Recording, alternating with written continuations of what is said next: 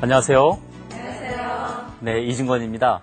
오늘도 여러분들하고 재미있는 수학을 같이 해보도록 하겠습니다. 여러분들 혹시 그 그리스라는 나라 아시죠? 네. 그리스 하시면 혹시 생각나는 게 있나요? 네. 뭐가 생각나시죠? 올림픽 신화. 네. 여러분들이 아주 그리스에 대해서 아주 잘 알고 계신데요. 특히 요즘 그 어린아이들도 그리스 로마 신화 그 만화로 되어 있는 걸 많이 읽고 있죠? 네.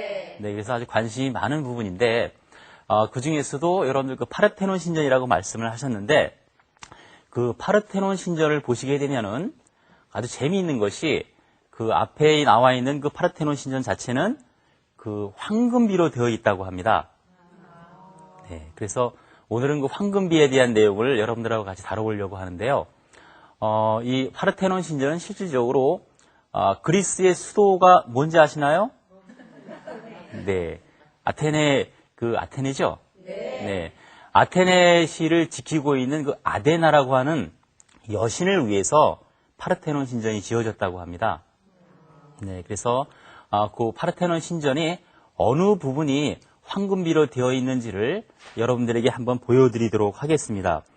실질적으로 그 황금비라고 하는 것은 보통 우리들이 가장 안정적인 아름다움이 있는, 그래서 보통 우리가 황금비로 이루어졌다 하게 되면은 정말 아름답다, 이러한 표현을 많이 쓴다고 하죠. 그래서 실질적으로 이 황금비라고 하는 것은 일상생활에서 많이 쓰이기도 하지만 수학적 의미에서도 여러 가지 해석을 많이 하고 있습니다. 그래서 오늘은 그거에 대한 내용을 공부해 보도록 하겠습니다. 자, 그러면 실질적으로 파르테논 신전의 어느 부분이 황금비로 되어 있는지 한번 그 PDF 화면을 보면서 설명을 드리도록 하겠습니다.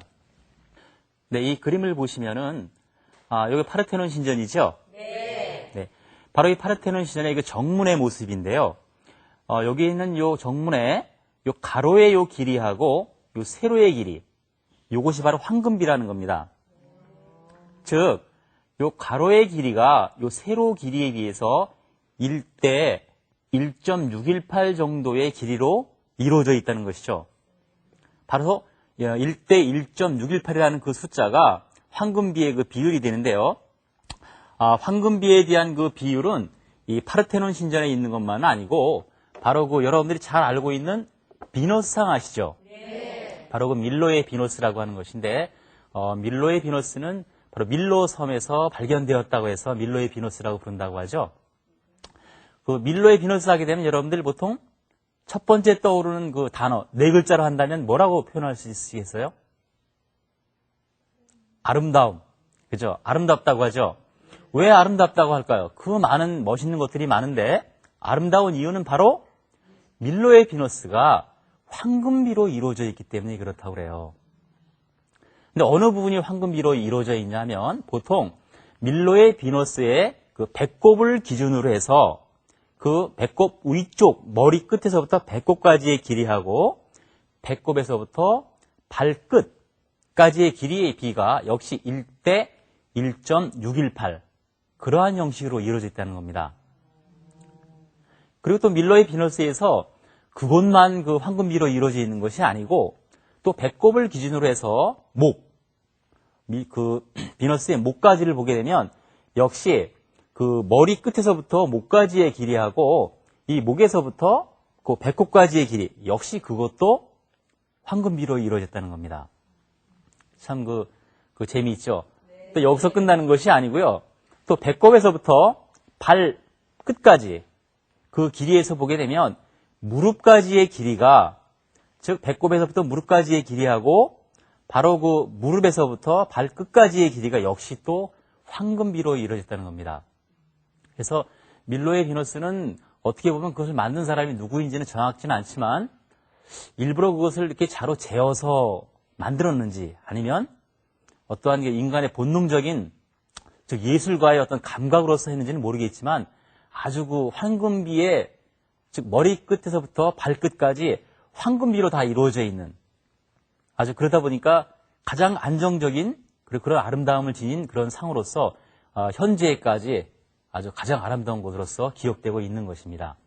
자, 이렇듯 우리 일상생활에서 그런 것들이 많이 있는데요. 그것 이외에도 여러분들 그 피라미드 아시죠? 네. 그 피라미드 내에도 황금비로 이루어진 곳들이 많이 있다고 하고요. 우리나라에도 보게 되면 석굴암 여러분 가보셨죠? 네. 네. 그 석굴암도 그 부분적으로 거기 있는 불상이 그 황금비로 이루어져 있다고 합니다. 그래서 이 황금비로 이루어지는 우리 주변의 일상생활에 있는 것들이 상당히 많이 있는데요. 여러분들이 황금비에 대한 어떤 수학적인 의미는 아직 정확하게 머리에 이렇게 딱 잡히진 않으시죠? 네. 그래서 그거에 대해서 수학적 의미를 제가 설명을 드리도록 하겠습니다. 자, 예를 들어서 이렇게 길게 되어 있는 어떤 하나의 그 선이 있다고 가정을 하죠.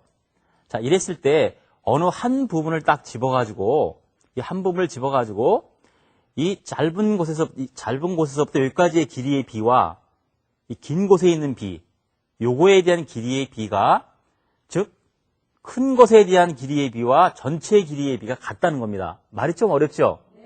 네. 말이 좀 어려운데 사실 요곳에 기본적인 황금비의 그 개념이 여기 숨겨져 있는 거예요. 그래서 실질적으로 보게 되면 여기가 길이가 1이라고 하면 좀 쉽게 제가 설명을 드리면 나머지 여기에서부터 여기까지의 길이가 1.618 대략적인 수인데 무리수의 숫자이기 때문에 제가 618까지만 말씀을 드렸는데 좀 더 정확하게 말씀을 드린다면 2분의 1 플러스 루트 5가 됩니다. 네, 그 길이가 이 길이가 되는 거예요. 그래서 보통 황금비 하게 되면 이러한 식으로다가 여러분들이 이해를 하시게 되면은 아, 황금비가 그렇구나 하고 여러분들이 그 대충 감을 잡으실 수가 있을 겁니다. 그래서 황금비에 대한 비율을 여러분들이 그 PDP 화면을 아마 통해 가지고 아까 그 보여드렸는데요. 그러한 내용들이 우리 실질적인 어떠한 그 건축물이라든가 예술 작품 이러한 것들에도 있고 실질적으로는 이러한 예들이 그렇게 커다란 건물만 있는 것도 아니고 우리 일상생활에서도 많이 볼 수가 있습니다. 그래서 우리 일상생활에서 볼 수 있는 것들이 어떤 것인지 한번 우리 그 화면을 통해서 보도록 하겠습니다. 조화와 균형의 아름다움이 담겨있는 황금 비율. 황금 비율에 해당하는 수는 약 5대 8이며 비율로는 약 1대 1.618이 됩니다. 우리 생활 속에서 발견할 수 있는 황금 비율에는 어떤 것들이 있는지 알아볼까요? 신용카드를 예로 들면 신용카드의 가로와 세로의 길이는 각각 8.6cm와 5.35cm로 이 둘의 비율은 1.607대 1이 됩니다.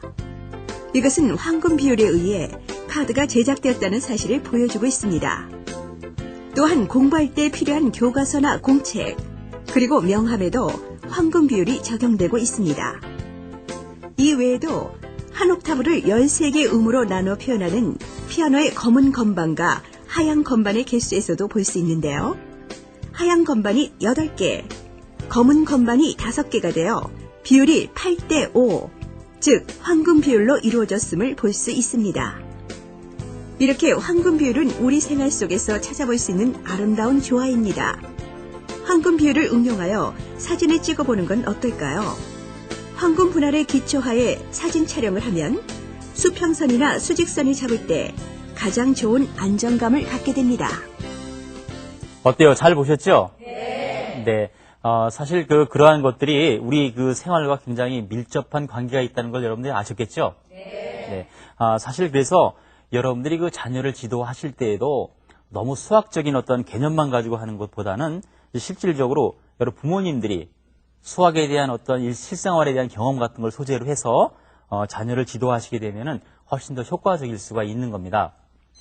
자, 그러면 건축물이라든가 어떤 예술작품 이외에 우리 실생활에 있는 것을 한번 실질적으로 한번 그려보려고 해요. 그래서 다른 여러 가지 그 황금비는 그리기가 좀 까다롭기 때문에 그 중에서도 가장 간단한 보통 그 직사각형 모양으로 되어 있는데 황금비로 되어 있는 것을 일반적으로 우리가 부를 때 황금 직사각형이라고 부릅니다. 그래서 오늘은 그 내용에 대해서 황금비로 되어 있는 황금 직사각형을 한번 그려보도록 하겠습니다. 자, 우선 황금 직사각형을 그릴 때에는 보통 그 두 가지 종류가 있을 수가 있는데요. 세로를 이미 주어졌을 때하고 가로를 주어졌을 때 이 두 가지 방법이 있는데 오늘은 세로의 어떤 길이를, 즉 짧은 길이를 주어졌을 때 황금 직사각형이 어떻게 되는지를 한번 제가 그려보도록 하겠습니다. 자, 여기 한번 칠판을 보시고요. 제 그림을 잘 그리게 될지 모르겠지만 한번 여러분들이 잘 보시기 바랍니다. 자, 세로의 길이가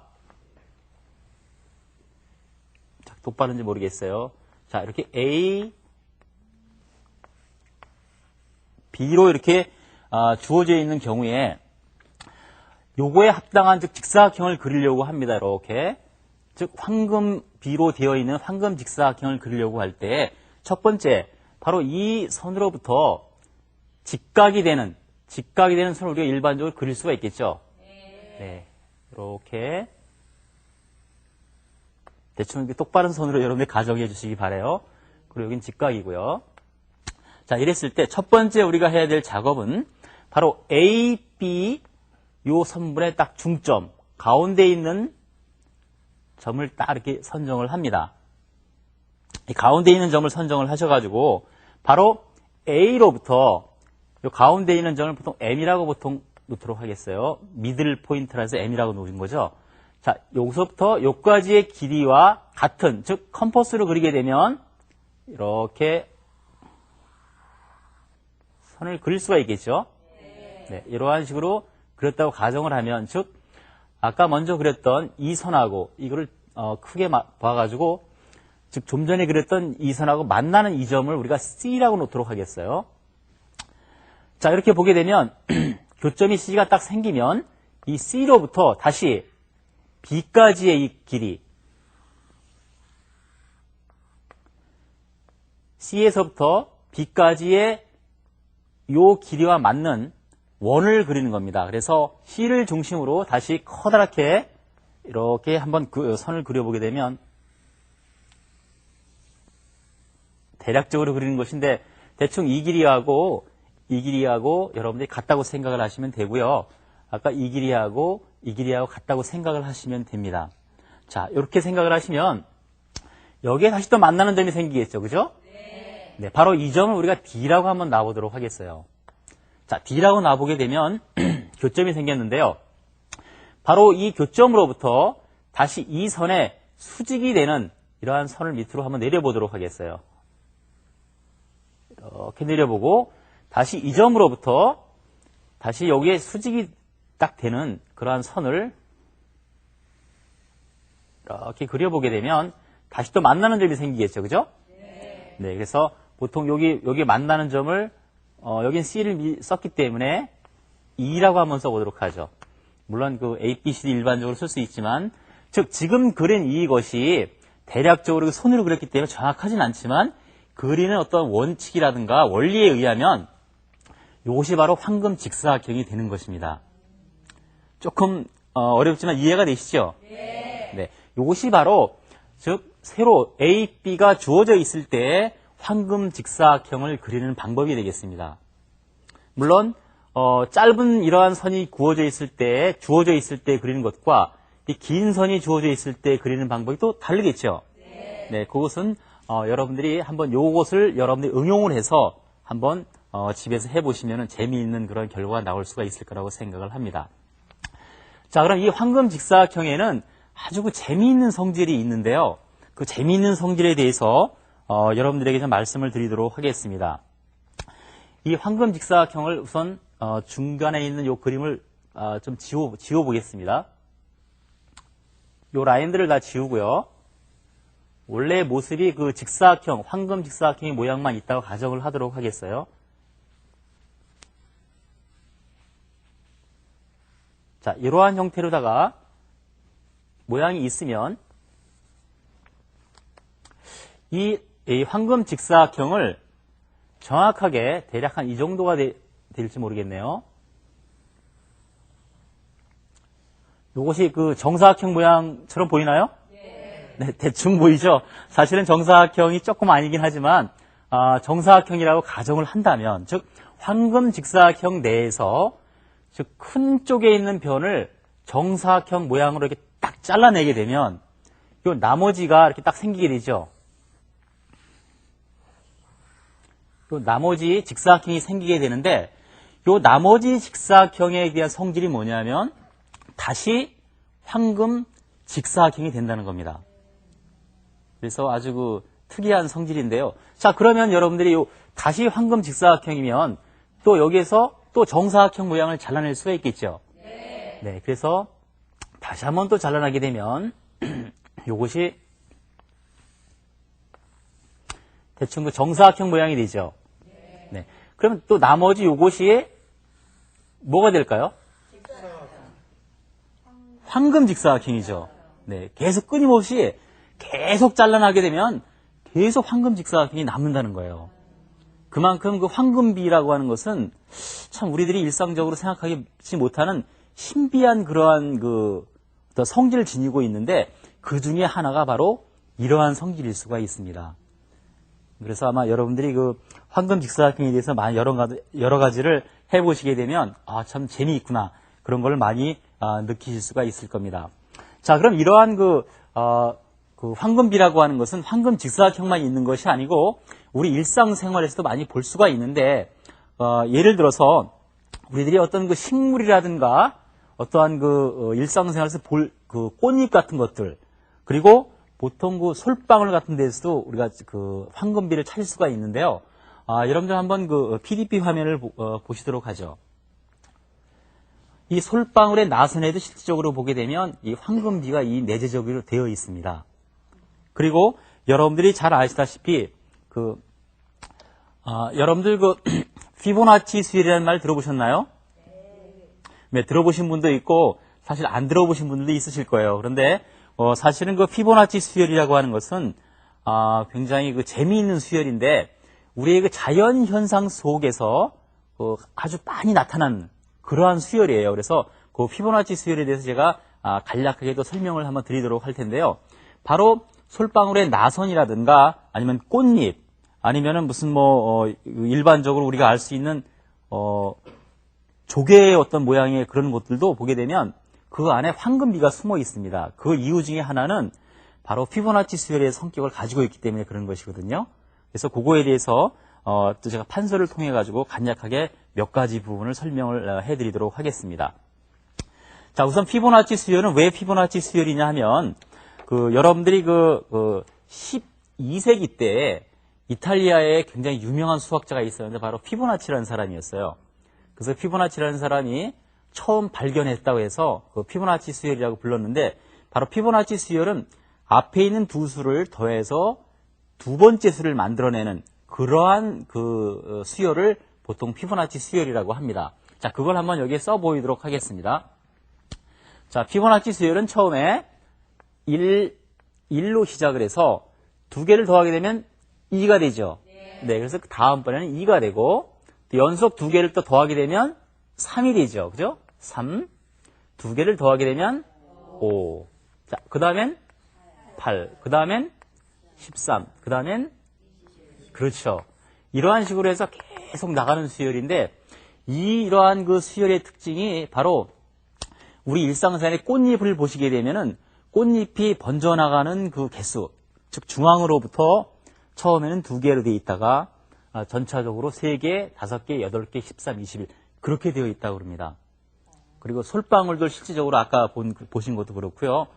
상당히 일상생활인 것들이 많이 있고 일반적으로 토끼가 번식할 때에도 바로 그 피보나치의 수열 형식으로서 번식을 한다고 그래요. 굉장히 신비한 그런 수열인데요. 바로 이 피보나치 수열 속에도 황금비가 숨어 있어요. 어디쯤 숨어 있을 것 같아요? 잘 안 보이시죠? 네. 이 피보나치 수열에도 황금비가 숨어 있는데요. 다른 게 아니고 바로 바로 뒤에 있는 수를 앞에 있는 수로 나누면 한번 나눠보도록 하겠습니다. 자, 제일 첫 번째, 두 번째 있는 수를 첫 번째 수로 나누게 되면, 즉 2를 1로 나누게 되면 1이 되겠죠, 그죠? 자, 그러면 두 번째 있는 수를 또 요걸로 나누게 되면 2를 1로 나누게 되면 2가 돼요. 처음에 1이었다가 그 다음에 2가 됐다가 그 다음에 다시 또 3을 2로 한번 나눠보도록 하겠어요. 자, 3을 2로 나누게 되면 대충 1.5 정도 되겠죠, 그죠? 근데 아까 여러분들께 제가 말씀드린 게 황금비가 1대 1.618이라고 그랬죠? 네. 자, 이 수를 보시게 되면은 1이었다가 2였다가 다시 1.5였다가 그 다음에는 1.618보다 큰 숫자가 나오겠죠? 네. 점점 왔다 갔다 하면서 1.618로 수렴해 간다는 거예요. 그래서 몇 개만 더 구해보도록 하겠어요. 그 다음에 자 다음 수 8 나누기 5를 한번 해보도록 하죠.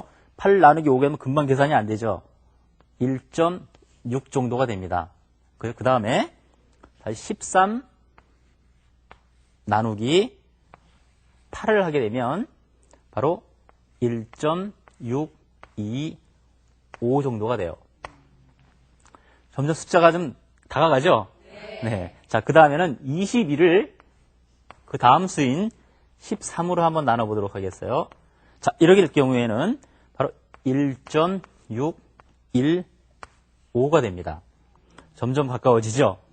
네. 그 다음에는 34, 요 다음 수가 34가 되겠죠, 그죠? 34를 21로, 자, 이렇게 나누게 되면 바로 1.619가 나옵니다. 거의 다 왔죠? 네. 그래서 이제 마지막에 하나만 더 해보도록 하겠습니다. 자, 55를 마지막에 되죠? 자, 30, 이렇게 4로 나누게 되면 바로 1.618. 요 사실 요 8은 반올림한 값이에요. 정확하게 8은 아니지만 1.618이 나오고 이 수 이후로 계속 해보시게 되면 반올림 하시게 되면 거의 1.618로 수렴이 됩니다. 그래서 끊임없이 이렇게 가게 되면 즉 큰 숫자로 가면 갈수록 1.618에 가까운 숫자가 된다는 거죠. 이렇듯 그 피보나치 수열 속에 저희들이 그 예상하지 못했던 이런 황금비가 이렇게 숨어 있는 겁니다. 여러분 좀 놀라셨죠? 네, 사실 저도 좀 놀랬거든요. 이런 것들이 예전에 제가 공부를 할 때 이러한 내용이 있다는 것에 대해서 굉장히 많이 놀래가지고요. 흥미롭게 공부도 했고요. 자, 그럼 이러한 내용들이 여기만 있는 것이 아니고 또 새로운 어떤 그 도형 속에도 있는데 그 도형이 어떻게 숨어 있는지에 대해서 한번 여러분들하고 같이 살펴보도록 하겠습니다. 우선 그 정오각형에 대한 내용을 먼저 보시겠는데요. 정오각형의 대각선의 비에 대한 내용을 보도록 하겠습니다. 자, 우선 이 화면을 보시면서 제가 설명을 드리도록 하겠습니다. 자, 이 그림을 보시게 되면은 이것이 바로 정오각형입니다. 이 정오각형인데 이 정오각형에서 바로 대각선의 비가 즉 한 변의 길이가 1인 경우에 여기는 이 대각선의 길이, 물론 대각선은 여기만 있는 것이 아니고 이쪽에 돼 있고 여기도 있고 또 5개가 있죠, 그죠? 네. 이 각각이 바로 1대 1.618이 되는 겁니다. 참 그 오각형에도 이런 것이 숨어 있다는 것이 좀 신기하지 않아요? 네. 근데 이것이 정확한 의미에서 보게 되면 그 아까 말씀드린 대로 그 무리수의 그 길이인데 1대 1.628로 딱 끝나는 것은 아닙니다. 좀 약간 더 점점점 가게 되는데 이렇게 여러분들이 보시기 편하시게 1대 1.618로만 표시를 해드렸습니다. 이러한 내용들이 있고요. 또 실질적으로 그 대각선 이외에도 별 모양을 보시게 되면 이 안쪽에 그 별 모양이 있죠. 이 별을 기준으로 했을 때에도 이 별 안에도 바로 황금비가 있습니다. 자, 어느 부분이냐고요? 굉장히 그 여러분들이 궁금해 하실 텐데, 바로 여기에서부터 여기까지의 길이하고 여기에서부터 여기까지의 길이가 사실은 역시 또 황금비로 이루어져 있습니다. 그래서 이걸 좀 더 구체적으로 그 원 안에 이렇게 그 별 모양의 이러한 그 도형을 그렸을 때 좀 더 자세하게 여러분들에게 그 선명하게 볼 수 있도록 표시가 되어 있죠. 네. 바로 이 별에서 보게 되면 제가 좀 전에 설명드렸듯이 여기의 길이가 1이고 나머지가 1.618이 되는 이러한 모양이 되겠습니다. 그래서 사실은 그 굉장히 흥미롭게 해서 과거에 그 여러분들 그 피타고라스라는 사람 아시죠? 네. 피타고라스 하게 되면 여러분들이 보통 지난 시간에도 했지만 피타고라스의 정리가 a제곱 플러스 b제곱은 c제곱, 즉 피타고라스 정리로 유명한 사람이죠. 네. 그 사람인데 그 학파가 여러 가지의 그 수학에 많은 부분을 남겼는데요.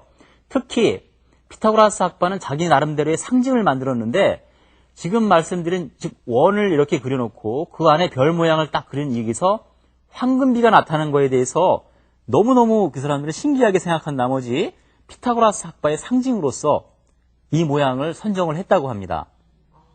그래서 이 황금비라고 하는 것은 우리가 일상적으로 그냥 뭐 저희들이 생각하는 황금비가 있구나. 이거 이상을 넘어서서 그 수학적으로 상당히 의미가 많이 있고 또 많은 수학자들이 봤을 때에도 이것은 의미가 있다는 것. 그런 걸 여러분들이 꼭 아시면 좋으실 것 같고요. 그리고 정오각형 내에서도 있지만은 여러분들이 그 황금비 같은 것을 보고 실질적으로 우리가 일상생활에서 그려본다거나 또 어떠한 모양이 황금비로 되어 있다거나 이러한 내용을 여러분들이 잘 알고 계시게 된다면은 아마 여러분 자녀들을 지도하실 때 단순히 수학이라고 하는 것이 우리가 관념적으로 아니면 우리가 이성을 떠나서 그냥 있는 것이 아니고 일상생활에 밀접하게 관계되어 있기 때문에 동기부여를 해 주실 수가 있을 겁니다. 실질적인 황금비는 사실은 1.618보다는 2분의 1 플러스 루트 5가 더 정확한 값이 되겠어요. 아시겠죠? 네. 그래서 여러분들이 실질적으로 자녀들을 수학을 가르치실 때에는 또는 여러분들 지도를 하실 때에는 수학적인 창의력 그리고 사고력 그리고 문제 해결 능력 이러한 것들을 집중적으로 여러분들이 관심을 가지시고 이렇게 자녀들을 지도를 하시게 되면은 상당히 수학적으로 도움이 많이 되실 거라고 생각을 합니다. 그리고 새로운 여러 가지 내용에서도 황금비라고 하는 것이 일상생활에서 여러분들이 굉장히 밀접하게 관계에 있다는 것을 꼭 염두에 두시고요. 자녀분들하고도 우리가 한번 일상생활에서 어떤 게 황금비와 가까이 있을까 또는 이런 걸 그릴 수가 있을까 같이 놀이도 해보시면서 즐겁게 하시게 되면은 아마 자녀들하고 좀 친해지기도 하고 또 여러분 자녀분들이 어떤 수학적인 내용이 좀 이렇게 친근감 있게 다가올 수 있을 거라고 생각을 합니다. 자, 오늘 수업 어떠셨나요? 재밌으셨어요? 네, 사실은 황금비 자체가 굉장히 딱딱한 그런 주제이긴 하지만 우리 일상생활에서 굉장히 가까운 그리고 주변에 많이 있는 그런 것들이기 때문에 아마 재미있을 거라고 생각을 합니다. 오늘 수업 여러분 잘 들으셨고요. 다음 시간에는 좀 더 재밌는 주제로서 여러분들하고 같이 토의를 해보도록 하겠습니다. 네, 대단히 감사합니다.